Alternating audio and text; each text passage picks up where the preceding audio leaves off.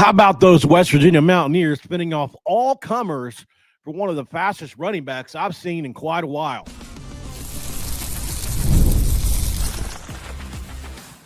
You are Locked On West Virginia, your daily podcast on the West Virginia Mountaineers, part of the Locked On Podcast Network, your team every day. What is up, guys? Welcome back in. My name is Mountaineer Paul. I am your host. This is Locked On West Virginia, baby. Welcome back into another jam-packed episode where we're talking about West Virginia's huge recruiting win. Yes, we did it over Cincinnati, over Georgia Tech, and yes, even over Pitt, who had no chance in this race. I love to see it. Thanks for making Locked On West Virginia your first listen and for being part of the Locked On Podcast Network. We talk about your team, the Mountaineers, every single day. Hope you had a good 4th of July. It's been a great one for me. Going to be brought to you by GameTime as well, guys. Look, today's episode going to be brought to you by GameTime. Download the GameTime app, create an account, and use code LOCKEDONCollege for $20 off your first purchase. Can't get no better. West Virginia gets a big win in the recruiting ranks with a running back that is a track star, state champion track star in the hurdles, 110-meter hurdles. I went and watched the tape on him, and I was blown away by a few different things. Let's get to the breakdown for Christopher Talley, a running back out of Whitehaven High School in Memphis, Tennessee. There are different variations of his height and weight depending on where you look. Rivals has him at 6 feet 170. Sports Illustrated and Yardbarker have him at 5'9", 175. So discrepancies exist in his reported measurements. That's not unusual. I will say, though, 5'9" and 6 feet is a kind of a difference, right? It's a little bit of a difference. But as far as for Rich Rod's offense, it's really not. It really doesn't matter. This kid's got so much other things going for him, whether he's 5'9" or 6 feet. I really don't care personally. He was the number 121 player overall in Tennessee and a top 50 national running back.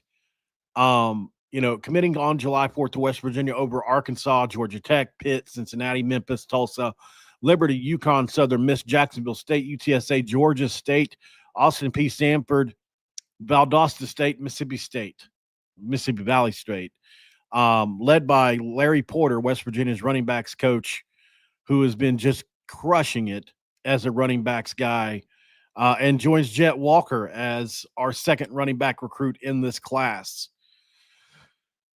If you look at the stats this kid put up, 1,300 yards on 120 carries is 11 yards per carry and 17 touchdowns, and it shows on tape. It really does. If you look at what WVSports.com reported, by the way, just another discrepancy. I'm not exactly sure why, but 1,600 yards and 18 touchdowns, they say. So, I don't know what's going on there. And by the way, that was in 8 games. So, maybe that's the reason there's a discrepancy. Maybe it's just because he only played in 8 games. But either way, I think obviously he's an accomplished hurdler with a sub 13.8 record time, second time in the 110-meter hurdles. That's elite speed and athleticism. There's no other two ways to slice it. And it shows through on tape. When you watch him on tape, you see exactly why he's so good at the hurdles. And he regularly shares top finishes in track competitions on his social media profiles. If you look at his strengths, so, obviously he's got explosiveness. He's versatile. I think he fits well within this West Virginia offensive scheme. Obviously, it's exactly what you need. You need, I think if you could pick the kind of running back Rich Rod would like to have, Steve Slayton would be the guy, right? A sub 4.4 guy that is one cut, get upfield and go, right? Sure, I like it if you can weave in and out too. But, if you can just make one cut, get up to full speed, and hit the hole in Rich Rod's offense, that's great. So, Thally, he has elite speed. He does. It's you look at his track background, and that's no small feat in and of itself. And He turns what should be small gains into significant yardage, and he gets upfield in a hurry. He really does. His top end speed is what makes him the home run threat because of those 13.8 second 110-meter hurdle times. The top end speed. Some guys can get up to speed quick and then they lose gas. This kid kicks it into another gear. He's got sixth gear. He doesn't stop at fifth gear. He's got great ability to read defense. He hits the holes really quick, and he's got really good vision once he gets there, and it allows him to set up and attack different defenders and continue to move forward while he does so. Whitehaven runs a spread offense, which allows him to mesh well with other quarterbacks and exploit defensive gaps. You'll see on tape they've also got a spread offense. So, he's only 170, 175, but I would say he runs with some power. He's a tough tackle for 170, 175. And he's got some good contact balance. You'll see as he when he runs into opposing tacklers, he really keeps his feet churning and doesn't go down easily. He really doesn't. So his ability to keep moving forward after initial hits complement his speed because it makes him a dual threat runner. Usually you get one or the other. You get a guy that runs over people, or you get a guy that runs away from people. Adrian Petersons don't come around every day. I'm not saying this kid's going to be Adrian Peterson, but Adrian Peterson was the kind of player that he could run over you, he could run through you, he could run around you, he could run by you, he could run whatever you needed, right? So that's what makes this kid so versatile. So, like I said, his one cut and go style makes him ideal for West Virginia speed system, which prioritizes quick, explosive plays. He can change direction, which you'll see a little bit while maintaining that speed, which is, if you watch me a lot, I consider that to be very important because you never know what 5 extra yards could mean to a drive. We've seen it multiple times, right? The Clemson game. If they get one more yard the play before, they score a touchdown instead of fumble at 99 yards back our way. You just never know what an extra yard can mean, and I think it's very underrated. If you look at scouts and analyses, Keenan Cummings, who I support and consider to be one of the best in the business that nobody ever talks about.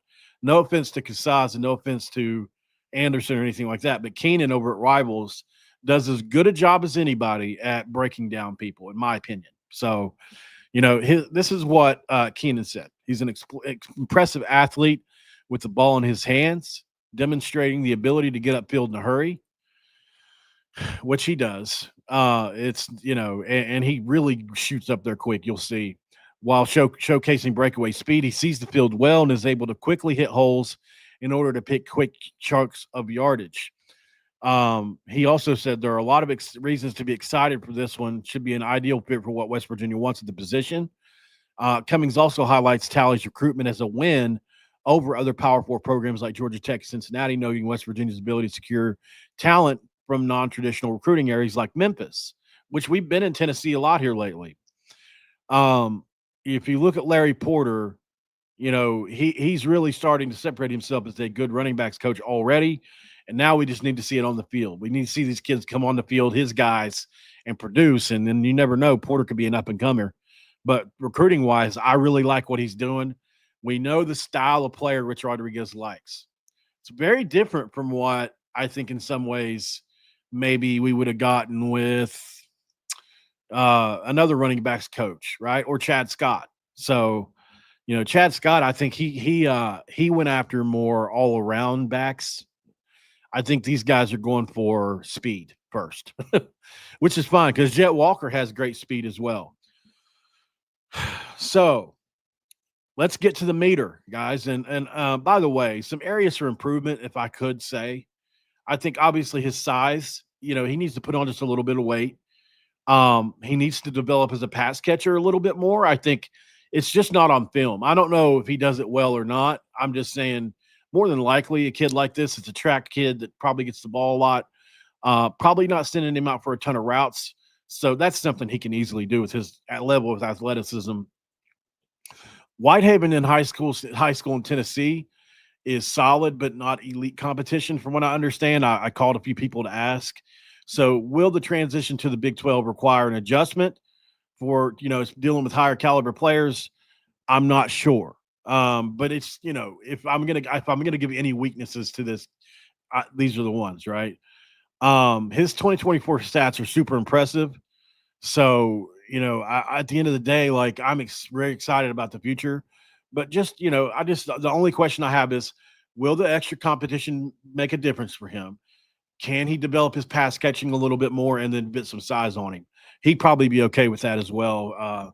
Because I mean, obviously, I'm a big fan of the recruit. So, if you look at fit, scheme is going to be big, big, big for this.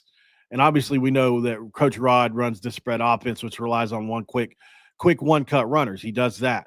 I think he fits the roster needs because we only had one running back in this class, and we've got a heavy room of juniors and seniors. So this will create opportunities for young backs like Thally to complete early coming in the next coming years because it'll be just him and Jet Walker. So, and then obviously we're creating some pipelines with Tennessee now, which is really cool. The hot piss meter. So, for those of you that aren't aware, and I know I've had a couple people comment lately, please quit explaining the hot piss meter every time you do it. I get it. It's not everybody's cup of tea, but basically it's a nod to Rich Rod, who we are told still pisses hot. So somebody told me I stole this, by the way, earlier. I had a guy comment and say, you stole this and you stole the pointing at the screen from Jordan from Country Roads Webcast. I'm like, well, if I stole pointing at the screen from somebody, then I'm sorry, man. Oh man, you can't please everybody. But what the meter basically is at the end of the day, it's 5 categories that I grade. We do a 50-point scale. And we try and use decibels to make it even more accurate. So that's what I do. So this kid is obviously going to score high, so I gave him a 10 out of 10 on speed. I know that's controversial because you can always improve. So I'm not saying he can't improve. I'm just saying I think when you've got a track champion like this that can really break it away, I asked him what his 40 time was. He runs a 4.40. So that is elite speed, and that's almost as good as it gets from a running back. So, and he's got that extra gear once he gets up to top speed. So with him telling me that along with the 11 yards per carry as well, I give him a 10 out of 10 on speed. Vision, I give him a 9 out of 10. If you look at him on tape, it's even all the scouts say it. His ability to read defenses, hit holes quickly, and set up and attack defenders make him very tough and difficult to deal with. So he's really good at reading defense and hitting holes. Physicality is a 7 out of 10. He's got good contact balance and surprising power for a kid his size, but he needs to add weight to his frame going forward. So a 7 out of 10 on that. Versatility, I think his athleticism and experience in the spread offense already suggests that he can handle multiple roles, including running and potentially receiving. I think there's also, while there's limited evidence on his pass catching ability, there is some. I think he'll be okay. And so I give him an 8 out of 10 in versatility. Program fit, I think he's a near perfect fit for Rich Rodriguez spread offense. And I gave him a 10 out of 10 fit because he comes from a spread offense. He's a one-cut style back. He's got explosiveness, which is exactly what Rich Rodriguez system asks for. We got him over multiple Power 4 programs. We have building pipelines into Tennessee now that I never would have thought would happen. You get him over 2 of your biggest rivals in Pitt and Cincinnati, right? And then Georgia Tech was also in the mix there. And so Larry Porter's got this Memphis connection rolling fast. And so I am extremely high on this player for and I haven't given out a score this high in a while, a total hot piss meter score, a boiling piss meter score of 44 out of 50. I think it reflects his elite potential as a dynamic scheme specific running back. He really at the end of the day, his speed and program fit, I think, are going to be two things that separate him from others in this era. So I think he's a high impact recruit with room to grow into a superstar. I really do. So I really like this kid.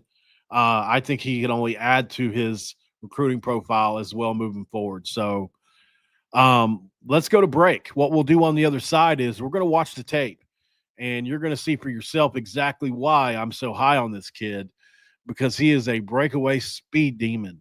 And that's really the only way you can talk about it. We'll be right back. This is Locked On West Virginia. And this episode of Locked On West Virginia going to be brought to you by GameTime, guys. And look, we talk about GameTime on here because they do it big and bigger than anyone else. We've all been there. Logging on early and waiting forever for concert tickets to go on sale is not fun. And then you lose your spot to a show you've been dying to see. Live music should be about making memories, not dealing with stresses or ticket shopping and deadlines. That's where GameTime comes in for you. GameTime makes getting concert tickets easier and faster than ever. Prices actually drop as it gets closer to showtime, so you can save up to 60% off those killer last-minute deals. Look, if you're tired of the endless scrolling and you're trying to find the best deal, how about zone deals? You can pick the best seats in your section for you. If you ever wonder what your view actually looks like before you buy, get in the app and use the panoramic seat view. You can look 360 all the way around and see where you're going to be virtually. Take the guesswork out of buying concert tickets today with GameTime. You want show tickets as well? That's for GameTime. Download the GameTime app, create an account, and use code LOCKEDONCollege for $20 off your first purchase. Read the terms in the app, but then create that account, redeem the code LOCKEDONCOLLEGE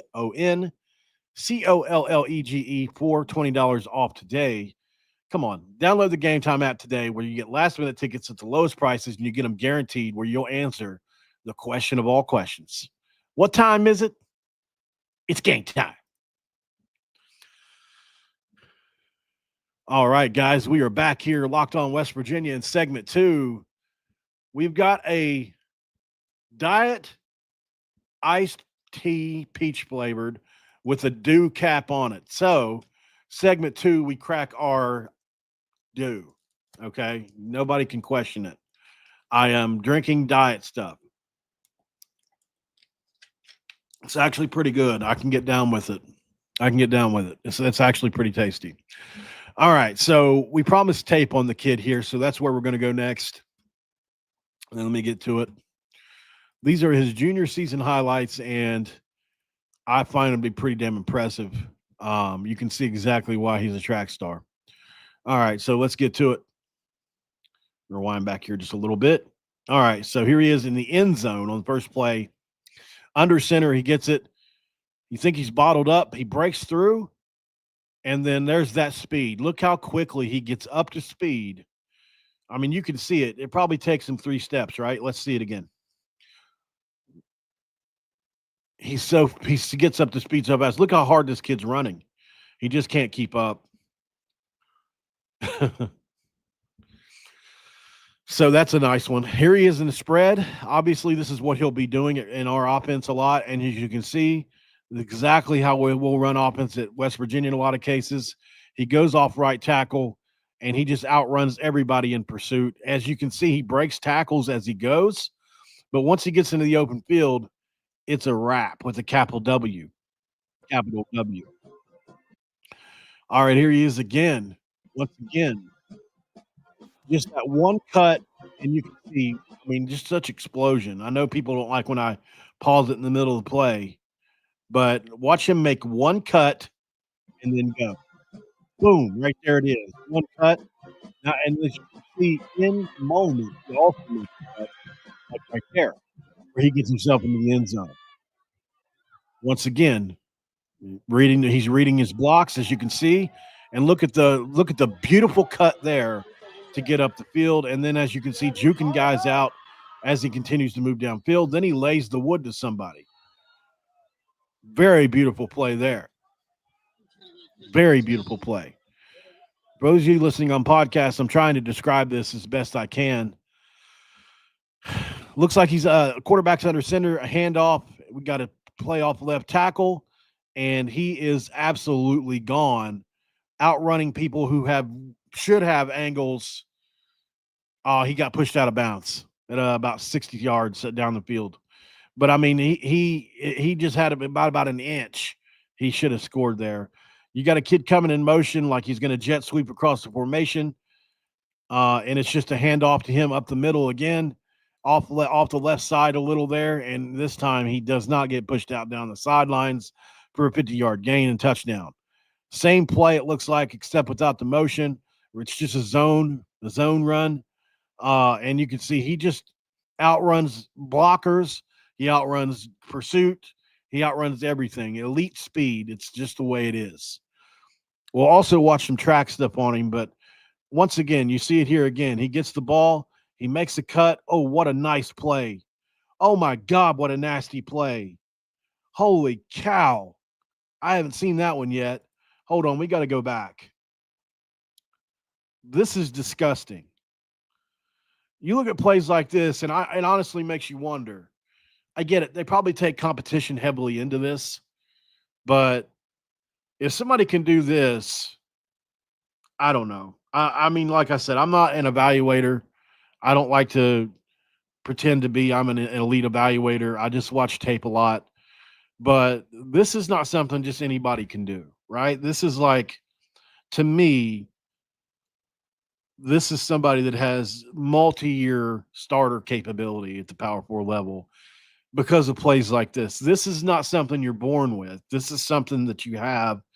I mean, you could hone it, I guess, but it would be, you could tell it's just instinctual for this kid. And it's because he has such elite athleticism. Watch him just make so many people miss. He gets the ball right away. And as you can see, there's 1, 2, 3, 4 guys near the hole. This play should be stopped with about a 3-yard gain. Instead, though, what happens is somehow he gets, I mean, this is probably 3 yards behind the line of scrimmage. This kid should have him wrapped up, but he sidesteps him. And then he gets back to the original hole. It's filled again by somebody who's now shed a blocker. And as you can see, look where his foot is going. But so that's what he does. Okay, so that's what I thought he was doing anyway. We'll go back a frame again. So, boom, right here, you can see, well, every time I double click, it does that. But you can see he's setting him up for the cut. But to this kid, it looks like he's going this way. So, boom, it's just incredible. Then a stiff arm, and then finally pursuit catches up with him about 30 yards later. But just so many moves. You look at his stance in the backfield. It's very trying to think who stood like this. I want to say Le'Veon Bell. Le'Veon Bell used to stand straight up just like this in the backfield. You know, some guys hunch over. Some guys have different stances back here. Just pointing it out. Once again, they're under center again. So they run a lot of under center stuff too here. And it's just it's a counter play. So up the field he goes again, cutting, weaving, bobbing in and out of traffic, bouncing off defenders. Just impressive stuff. And the same thing again, looks like off tackle. This time it's just off tackle play. He bounces it out and just the incredible speed to get through there. He gained an extra 30 yards. We got a blue field here. Wow, that was not expected in Tennessee. Looks like this might be Eastern Tennessee State. I'm not sure. Once again, just in the backfield, makes people miss. Very, very impressive. Is he at wide receiver here? He is. I think. No, this is him at running back. Okay, so I apologize. It just looked like the way they underlined that it meant he was at running, but this is weird. Normally it's like they're right there, right? But so as you can see, he gets the ball again and just makes everybody miss and is gone. Oh, yeah, he kept his balance. Very impressive play. Crazy, man. Is he in the Wildcat here? No. Once again, oh my God. Oh my God. These are just disgusting moves, guys. Disgusting moves. This is one of those kids, you lock him up now and you hope you hold on to him, right? Because he's got a whole nother year ahead, I'm assuming.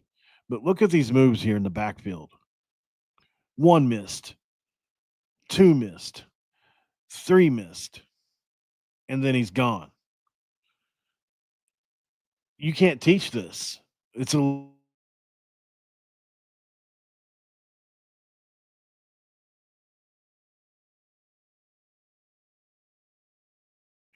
the contact balance this kid has. Like this play, 9 times out of 10 should be over right there. Oh, sorry. I messed it all up now, haven't I? See if I can get it back to where it was. I have no idea where I was, to be honest. Oh, well. Well, it looks like we were past there. I think we were right in here somewhere. It's not the end of the world. We've watched most of the tape anyways, but sweep to the outside, and he just cuts it all the way back across the field and breaks every single tackle. Oh, my God. He's like 7 guys trying to tackle him. Here he is at his 5-yard line. Well, at the 10-yard line, technically, but he was standing at the 5. And as you can see, up the sideline he goes again. Just great stuff. So, Chris Talley, man, congratulations for being a West Virginia Mountaineer here. You continue to wow me on this footage. I watched this earlier, but I didn't see all of it. So, I saw enough to let me know exactly what you were going to do. I went and clicked on this game against these kids with the green jerseys is the one I watched. So I watched the first half and was like, holy cow. So, yeah, I mean, I obviously got a good sense, I think, for what you were doing. Hey, here's a pass play. Might be the first one we've seen him do. It's a screen pass, and he scores a touchdown. So, interesting.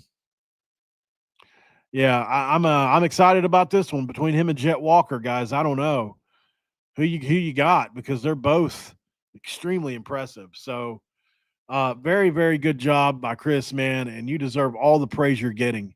Let's go to break really quick. What we'll do on the other side, we'll talk some more football or something. We'll be right back. This is Locked on West Virginia.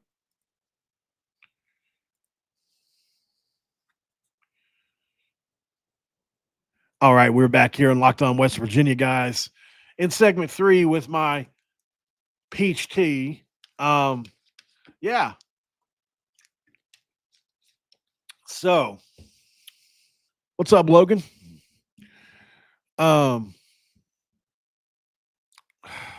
I got to be honest, man. That was an impressive display. You know, it's crazy how much things have changed from Neil to Rich Rod. Does anybody else feel that? Am I the only one that feels this change? Maybe it's optimism. Maybe it's, over optimistic. It could be that. Absolutely. I mean, could we fall flat on our face and once again losing the Big 12? Sure we could. I'm not saying we can't, but something inside my gut. I mean, I've been fighting people left and right over this too. Something inside my gut just tells me that we're going to be good again. We're going to get there again. Like, Iowa State, Arizona State can do it. Zero reason that we can't. The only reason we didn't, and I say this a lot, but actually think about this. I would like to even ask AI this because I think it'd be a fun thought experiment. Let's ask it this. Let's ask AI a question because I've always we got a couple minutes left, so come over with me to the Grok screen. I like Grok a lot, guys. I use it quite often, actually. So let's ask AI this question. Okay, so how do I want to phrase this? How many single decisions are made or lost in college football? Oh, I spelled college wrong.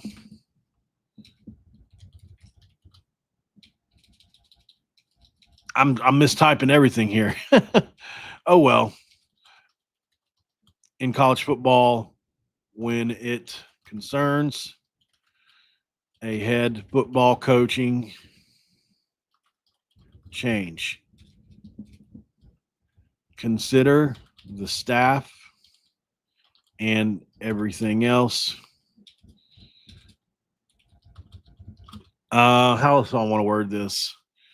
Let's see. How many single decisions are made or lost in college football when it concerns the head football coaching change, consider staff and everything else when it comes to single decisions regarding recruits, coaching, hires, even equipment managers, etc. Just one coach could change multiple current players on any given roster, yet alone an entire staff change. Let's see what it says. Because I think, when you look at it from this vantage point of how many single decisions are made or lost or changed based off of even one staff change. For instance, the running backs coach we have now, is probably going to make a lot of different decisions than, let's say, Chad Scott, right? Larry Porter and Chad Scott are two different guys. So let's see. I could probably make an entire episode out of just this, but nobody would want to watch this. So let's see. I don't think it kind of got grasped what I was trying to ask it, but 69 single decisions is probably not the answer I was looking for, but it's a funny number. But let's see if I can get a prompt at one other time. But I mean, the variant on just how different a roster would look just by changing one coach. So, I'm just curious if it'll give me an estimated number. Probably not. It looks like it's going to try, though. And then we'll get over it.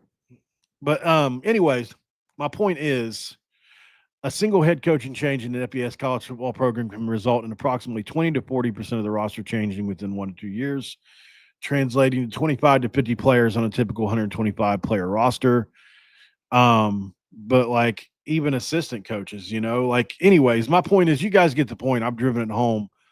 It feels different because it is different. It's mango tea. No, it's not mango tea. So, my point is though, like the decisions that Neil made are 100% probably on a 1-for-1 decision basis, different than what Rich Rodriguez would do. Or if Chad Scott were even in charge, if he would have got hired for whatever reason, like all these decisions change. Even like, let's say that we don't get Zach Alley and we get the other guy from Louisiana Tech that we were looking at for defensive coordinator. We probably have 20, maybe 30 different players than we have now, right? Just based on one coach. So the reason I say it feels different is because it is obviously, but when you look at it through that lens of just how many decisions one assistant coach makes versus the head coach or what have you, and as far as bringing in players goes, it gets pretty wild. I would say it's like so many thousands of decisions. It didn't really grasp my question like I needed it to, but so I think it's, there's a reason the Neil Brown era didn't work. I think he made a lot of bad decisions that he was in bed with, like obviously holding on to Jordan Leslie was probably one of those at the end of the day, although I think they were really nice people.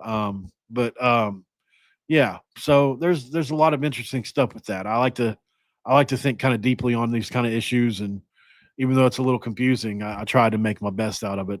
Let me know what you think down below, guys. I'm curious how you feel about the difference between recruiting under Rich Rod versus Neil, because the overall recruiting number is probably not going to change a lot. It might vary between 5 or 10 spots up or down, right? But generally, it's going to be the similar talent pool, but the type of player is the big difference, right?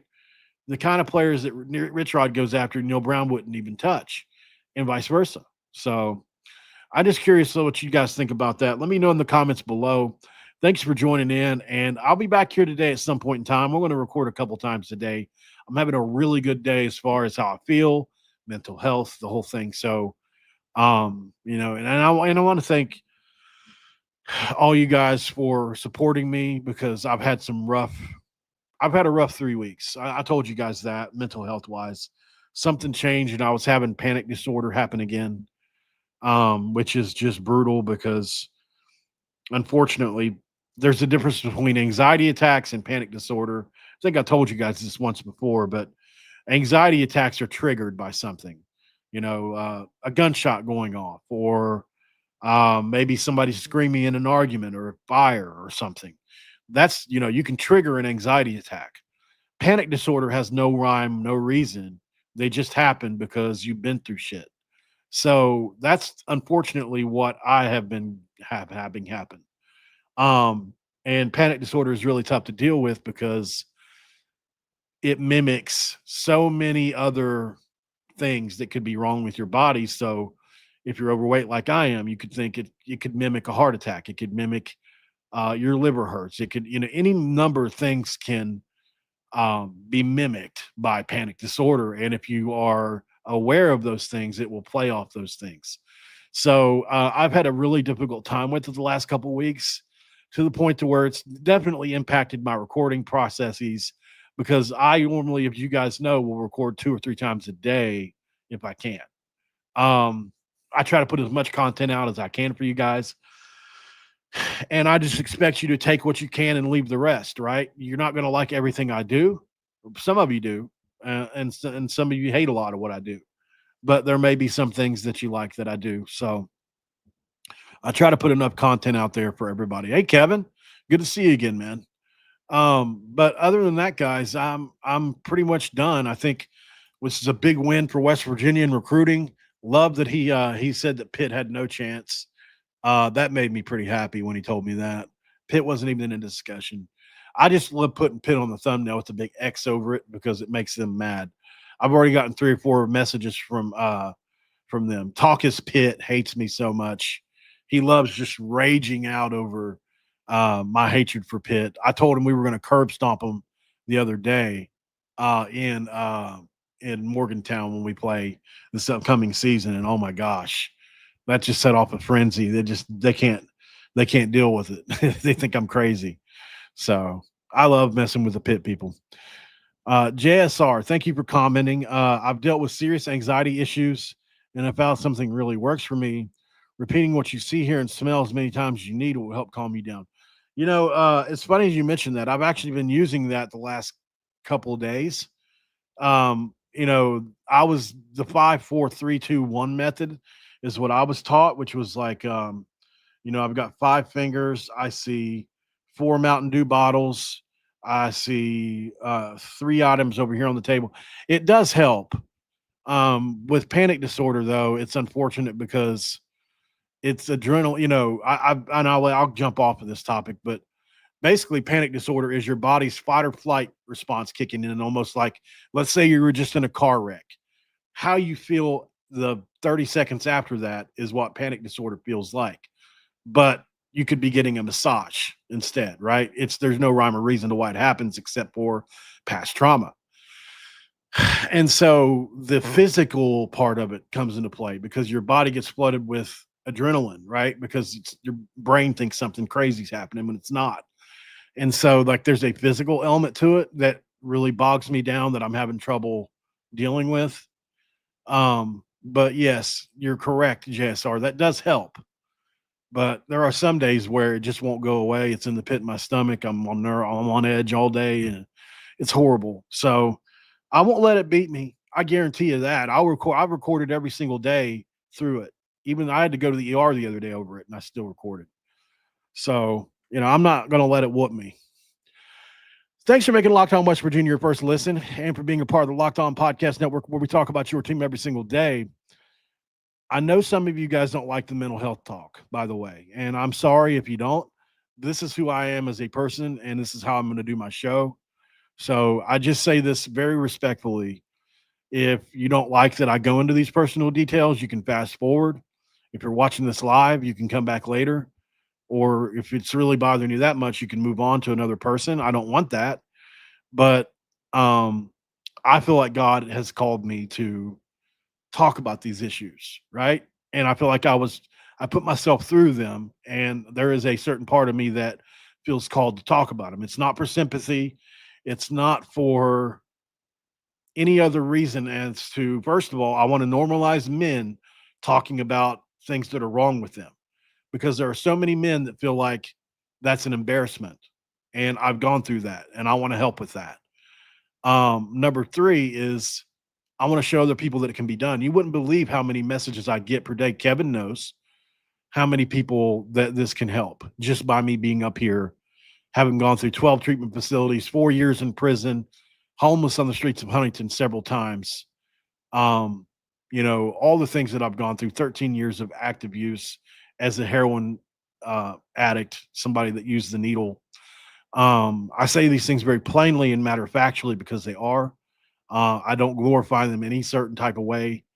I just say all that to say that I've come through it. I'll have 5 years officially on September 15th. And at the end of the day, man, that's important to me, and even more so than the show is. So, if I can carry that message to people and continue to help, and I've helped get 4 people into rehab, I'm going to do that. So, and I'm also starting another channel, by the way. I told you guys this last night. I'm meeting with my friend Olivia today. We're starting a recovery based channel where we're going to talk about all kinds of things. One of our first topics is going to be like sober sex, because I think a lot of people don't realize how different that is for men and women in and outside of addiction. So I'll give you guys the link to that whenever that day happens, but it's going to be a super interesting subject matter. We're going to try to make it impactful, and we're going to try to make it succinct because I think, I don't think the hour videos are going to be where it's at. I think maybe 20 to 30 minutes, but I'll keep you updated on that. Thanks for making Locked On West Virginia your first listen and for being a part of the Locked On Podcast Network. We talk about your team every single day. My dude over at the portal over on YouTube, he does it big. Brian Smith is absolutely crushing it on the audio side right now. He's one of the number one guys in the space, guys. He's crushing it. Seriously. He's over at Locked On Portal. If you want to get caught up, or he follows everybody's recruiting, I highly suggest checking him out because he is a good dude. Brian Smith at Locked On Portal. And I'll see you guys later. I'll be back on here in just a little bit. Got to research and see if there's a topic I want to get into. If you got suggestions, put them down below, and I'll see you then. Have a great day, guys. Hope your fourth went well. Hope everybody's adjusting today. I don't drink, but I'm sure a lot of you guys did. Hope you had a good time, and I'll see you then. I'm out.